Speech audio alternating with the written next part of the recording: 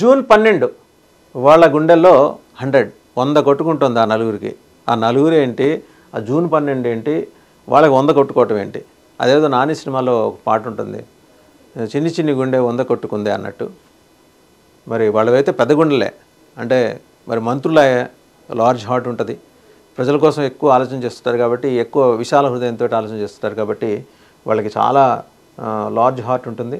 మరి ఆ లార్జ్ హార్ట్లో 100 కొట్టుకుంటుంది, నార్మల్ బీట్ కన్నా ఎక్కువ కొట్టుకుంటుంది ఆ వేగం. ఎందుకంటే ఒక నలుగురికి చంద్రబాబు గారు టెలిఫోన్ చేసి, అయ్యా తమరి సేవలు చాలు, తమరు నిష్క్రమించండి. అందులో మరి 3 టీడీపీ మంత్రులు ఉన్నారు, ఒక జనసేన మంత్రి ఉన్నారు. ఇంతవరకు పక్కా సమాచారం, పేర్లు అనవసరం, ఆల్రెడీ ఇప్పటికి తెలిసిపోయి ఉంటుంది. వాళ్ళ కమ్యూనికేషను వాళ్ళ క్యాడర్స్ కూడా వర్తమానం అందినాయి. అలాగే ఇంకో నలుగురిని రెడీ చేయబోతున్నారు ఆయన. ఈసారి టీడీపీ మరి 3 మంత్రులు వెళ్ళిపోతే 2 తీసుకుంటారు. ఆ ఇంకో స్థానం అదనంగా బీజేపీకి ఇవ్వాలనే ఒక ప్రతిపాదన బహుశా సోమవీరాజు గారిని అకామిడేట్ చేస్తారేమో. జనసేనకి మరి ఆల్రెడీ ఒక స్థానం ఒకళ్ళని తప్పిస్తున్నారు కాబట్టి ఇంకొకళ్ళని అకామిడేట్ చేయాలి. సో మరి దాని మీద కూడా సో ఈ మొత్తం వ్యవహారంలో ఆ నలుగురు ఎవరు, వాళ్ళ గుండెల్లో 100 ఎందుకు కొట్టుకుంటుంది, అసలు ఎందుకు ఆయన ఆ నిర్ణయం తీసుకున్నారు? ఆయన శాంత స్వభావి, 40 ఏళ్ల పైబడిన రాజకీయ జీవితంలో ఆచితూచి అడుగులు వేసి సంక్షోభాలని అధిగమిస్తూ ప్రతి సంక్షోభం నుంచి అవకాశాలు సృష్టించుకుంటూ ముందుకు వెళ్తున్న ధీరోదాత్తుడు. ఆయనకే చికాకు, అంటే కోపం అంటే ఎరుగని ఆయనకే చికాకు తెప్పిస్తున్నారంటే ఇమాజిన్ చేయండి. Land mafia, sand mafia, mining mafia, liquor mafia, అలాగే రియల్ ఎస్టేట్ మాఫియా, 5 మాఫియాలు చేతిలో ఈ 4 మంత్రులు బందీలు అయిపోయారు. చెప్పారు, సున్నితంగా మందలించారు, ఫోన్లో మాట్లాడారు, మీ విధానం మార్చుకోండి అన్నారు. డిప్యూటీ సీఎం గారు కూడా చెప్పారు వాళ్ళకి, 2 పార్టీలైనా సరే, అయ్యా మీ పద్ధతి మార్చుకోండి, మీకుండే సమస్యలు మాకు తెలుసు, బట్ మనం జగన్మోహన్ రెడ్డి అనే ఒక డెమోన్ ప్రమాదం నుంచి రాష్ట్రాన్ని బయటపడేశాం, మనం సుపరిపాలన అందిద్దాం అనే ఉద్దేశంతో ఆయన పాపం చాలా గట్టిగా నిలబడ్డారు. మన జర్మనీ వెళ్ళే ముందర కూడా ఫోన్ చేసి చెప్పారు, మీరు మార్చుకోమని మీకు 10-15 సార్లు హింట్ ఇచ్చాం, పార్టీ క్రమశిక్షణా సంఘం ద్వారా చెప్పించాం, సీనియర్ లీడర్స్ ద్వారా చెప్పించాం, అలాగే మీకు బాగా ఎరికున్న వాళ్ళతోటి మిమ్మల్ని బాగా ఎరుగున్న వాళ్ళతోటి కూడా చెప్పించాం. అయినా మీరు ఆ 5 మాఫియాల, ఆ పంచభూతాల్లాగా దాపురించిన 5 మాఫియాల చేతిలో మీరు చిక్కుకుపోయారు.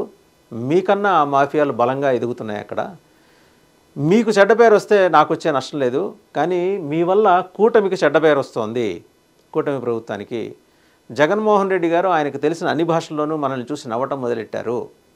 అందువల్ల మీ సేవలు చాలు, మీరు ఏమన్నా సర్వీస్ చేయాలనుకుంటే వచ్చి పార్టీకి చేయండి, తర్వాత రోజులు బాగుంటే మళ్ళీ ఎప్పుడన్నా విస్తరణలో మళ్ళీ మిమ్మల్ని తీసుకుంటా అంటే. అక్కడ కూడా చూడండి, ఆయన చెప్పే విధానం కూడా ఏంటంటే, వాళ్ళేం నిరుత్సాహపరచట్లా, మీ తీరు మార్చుకుంటే మళ్ళీ ఇంకా థర్డ్ ఇప్పుడు సెకండ్ రివిజన్కి ఎలాగ వెళ్తారు, రివ్యూకి వెళ్తారు.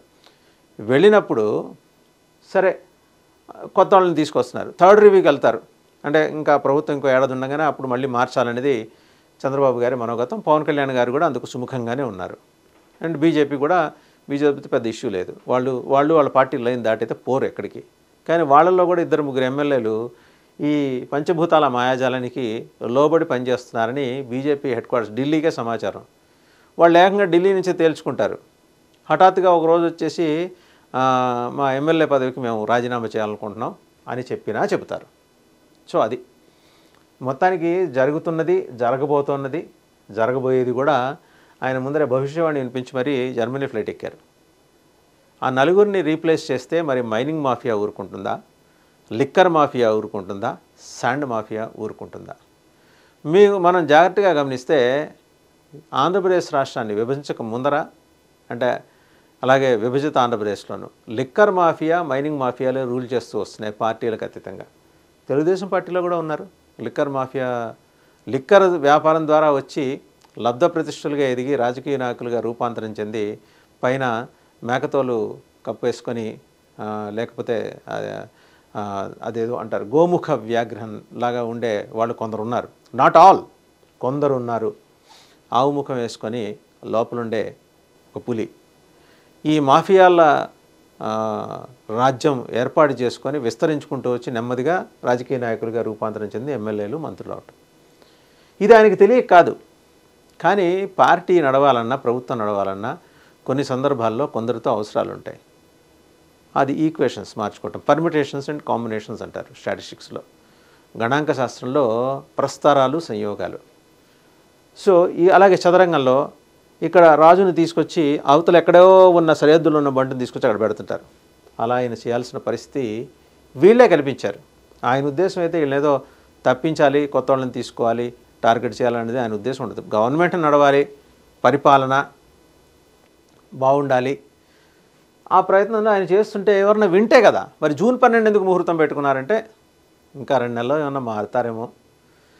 ఇప్పుడు మార్చి నెలాఖరికి వచ్చేసాం. ఈ నెలన్నర వ్యవధిలో ఏమన్నా మారుతారేమో. ఆయనది ఎప్పుడు అదే ధోరణి, మారుతారేమో, ఫోన్లే వదిలేద్దాం, చూసి చూడనట్టు వదిలేద్దాం. బట్ ఆయన కుమారుడు అట్లా ఊరుకోడు, లోకేష్ గారు. ఖచ్చితంగా ఆయన కార్పొరేట్ సెక్టర్ నుంచి వచ్చాడు కాబట్టి టైం లైన్స్ ఉంటాయి, టార్గెట్స్ ఉంటాయి. ఆ టైం లైన్స్ దేనికోసం, ఆ టార్గెట్స్ దేనికోసం అనేది వేరే అంశం. బట్ వారి తండ్రి గారైన ముఖ్యమంత్రి గారు తెలుగుదేశం పార్టీ జాతీయ అధ్యక్షులు ఒక నిర్ణయం తీసుకున్న తర్వాత లోకేష్ కట్టుబడి ఉంటారు అనేది ఈయన నమ్ముతారు. ఆయన కూడా సాధ్యమైనంత వరకు కట్టుబడి ఉండడానికే ప్రయత్నిస్తారు. మరి ఇలా చూసుకుంటే జూన్ 12వ తారీఖు క్యాబినెట్ నుంచి వెళ్ళిపోయే వాళ్ళు అట్లీస్ట్ ఏ జిల్లా నుంచి అంటే గుంటూరు జిల్లా నుంచి ఒకళ్ళు ఉన్నారు, విశాఖపట్నం జిల్లా నుంచి ఉన్నారు, గోదావరి జిల్లా నుంచి 2 ఉన్నారు. సో మరి దానికి సిద్ధంగా ఉన్నారా? వాళ్ళు మానసికంగా సిద్ధం చేస్తున్నారు. తెలుగుదేశం పార్టీలో ఒక అద్భుతమైన స్ట్రక్చర్ ఉంటుందండి. అంటే 7 అంచెలు ఉంటాయి. చూసే వాళ్ళకి ఏంటిది అంచెలు కాదు కంచెలు అనుకుంటారు, కానీ ఎక్కడికక్కడ ఫిల్టర్ అవుతూ ఉంటుంది. పెద్ద సలహా మండలి ఉంది, వాళ్ళు తెరానికి పనిచేస్తుంటారు. ఈయన స్వశక్తిని నమ్ముకొని ఎదిగిన నాయకుడు. ఆయన కోటరీలు పేరుకి అలా ఎవరికి వాళ్ళు క్లెయిమ్ చేసుకుంటారు. మేము ఫలానా చంద్రబాబు నాయుడు గారి కోటరీని. ఆయన ఎవరిని క్లెయిమ్ చేసుకోడు, ఓను చేసుకోడు. ఆయనకి ఏంటంటే ప్రభుత్వం నడుస్తుందా లేదా, మంచిగా నడుస్తుందా లేదా, సుపరిపాలన అందిస్తున్నావా లేదా, ఈ 3 పారామీటర్స్. కుటుంబం లేదు, లేకపోతే బంధువులు లేరు, స్నేహితులు లేరు, ఎవరైనా ఒకటే ఆ విషయానికి వచ్చేప్పటికి ఆయనకి. అలాంటి ఆయన మరి చెడ్డ పేరు వస్తుంటే 10 నెలల్లోనే ఇంత చెడ్డ పేరు మూట కట్టుకుని జగన్మోహన్ రెడ్డి గారికి రేపొద్దున బంగారుపల్లెంలో సీఎం పీఠం అప్పగించే ప్రయత్నాలు నడుస్తుంటే ఎందుకు కోరుకుంటాడు? సో జూన్ 12 డెడ్ లైన్ పెట్టాడు. ఆ రోజుల్లో లోపల మారుతారా? మారారు. లేకపోతే ఆ నలుగురి గుండెల్లో 100 కొట్టడం ఖాయం.